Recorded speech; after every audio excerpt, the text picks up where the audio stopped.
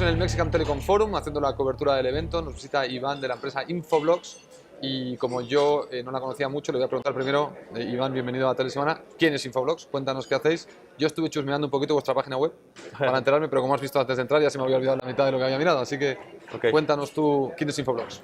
Bueno, primero, buenos días, Rafael. Muchas gracias. Un placer tenerte. Infoblox es una empresa que nace en el 99. Tenemos ya 16 años en el mercado, de una tecnología muy en específica, que es DDI, que por las siglas es DNS, DHCP e IPAM.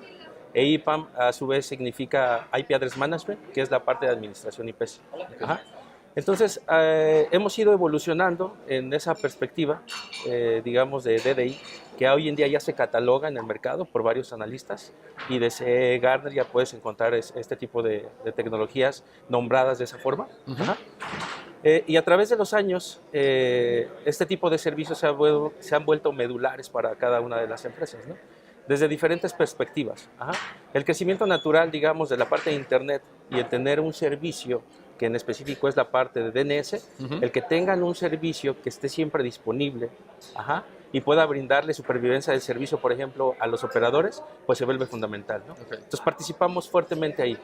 El otro tema es el control y direccionamiento que se está creando desde la perspectiva y de las pláticas mismas que están dando en el Mexican Telecom, ¿no? El IoT, el crecimiento natural que se está dando. Y ese crecimiento afecta, digamos, tecnológicamente para poder tener un control de ese direccionamiento. Entonces ahí es donde participamos también muy bien desde el punto de vista de entrega de direccionamiento, llámese IPv4 y IPv6, Sí. y empezar a tener controles sobre la misma. ¿También hacéis algo de coexistencia entre IPv4 y IPv6? Por ejemplo, si un usuario accede con un dispositivo IPv4, pero el servicio está en IPv6. Fíjate que la perspectiva y una de las razones por las cuales nace también Infoblox es ese tema, la parte de IPv6. Entonces, hoy en día, por ejemplo, soportamos el tema de Dual Stack, ajá, temas de DNS64, NAT64, que puedes hacer que interoperen entre los diferentes elementos de comunicaciones, ¿no? Entonces, hoy en día soportamos ese tipo de tecnologías para poder suministrar y poder irte a una adopción de IPv6. Bueno, recientemente ha salido por toda la prensa los ataques que hubo a infraestructura de DNS para atacar algunos servicios que quedaron sin servicio. Imagino que vosotros también estáis involucrados en asegurar o mitigar ese tipo de ataques, ¿no? Sí, fíjate que ha habido una serie de sucesos desde el punto de vista, digamos, o la naturaleza de todos los ataques. Y puedes encontrar en Google, lo puedes navegar y checar acerca de cómo son los diferentes tipos de ataque que hay a través del DNS, ¿no?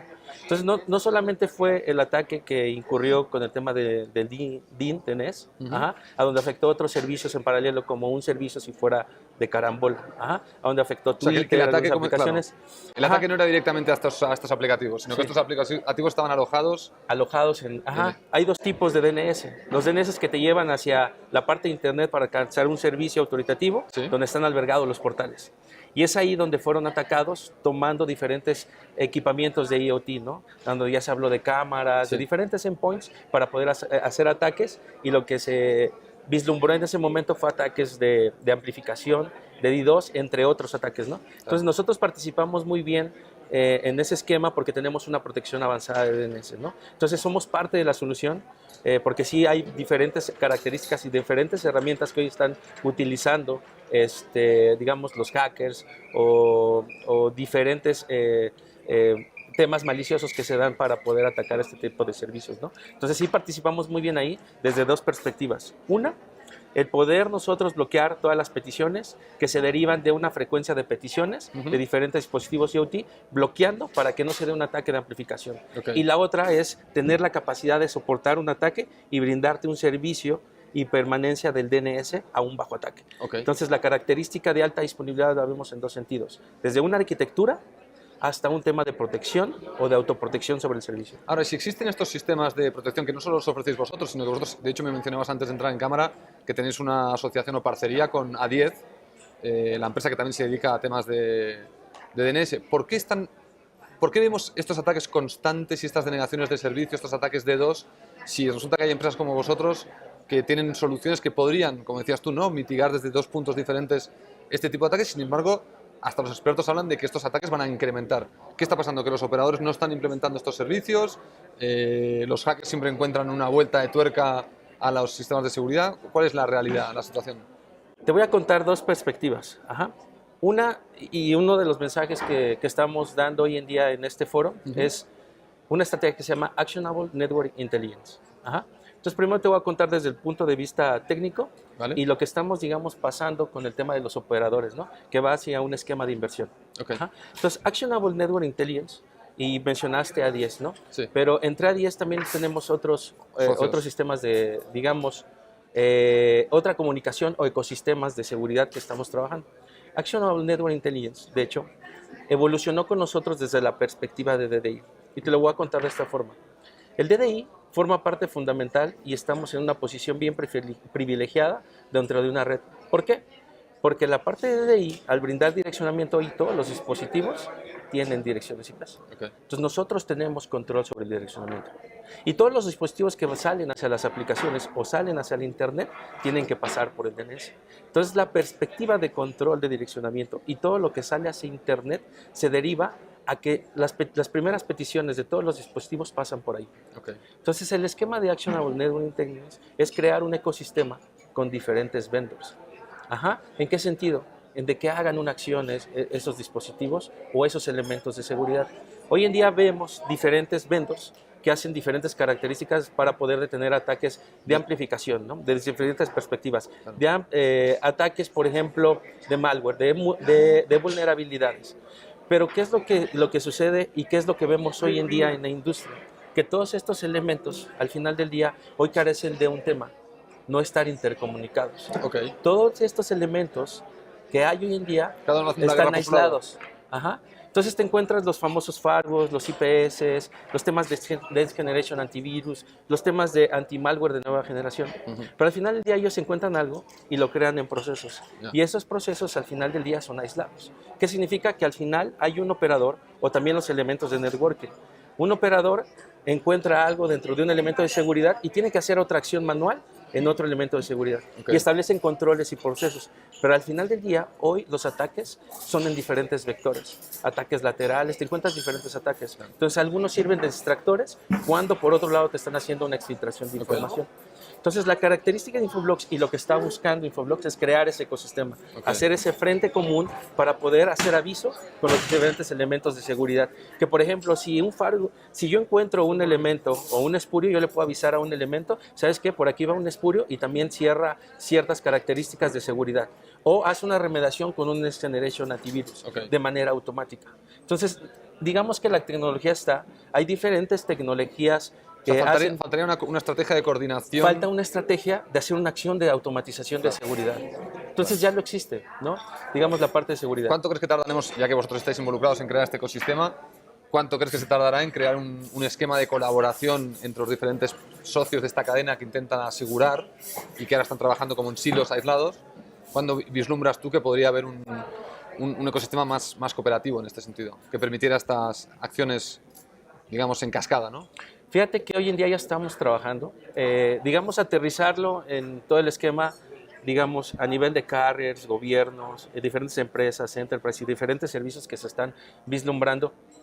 Yo no le llamaría a un largo plazo, ¿no? Okay. El movimiento de todo el crecimiento de los dispositivos IoT, se habla, digamos, y habló el IFT, ¿no? 2025, y se habla, digamos, en términos de mediano plazo, si lo queremos ver, 5 años. Sí. Pero hoy en día la vivencia de seguridad y la inversión de seguridad ya se está viendo, digamos, ya no con una perspectiva de inversión a largo plazo, sino ya no están escatimando el poder poner esos servicios de seguridad. Claro. El tema y la mediación ahora es ver cómo creo ese ecosistema, y no necesariamente aquí incluye una inversión, porque hay diferentes formas también de hacerlo.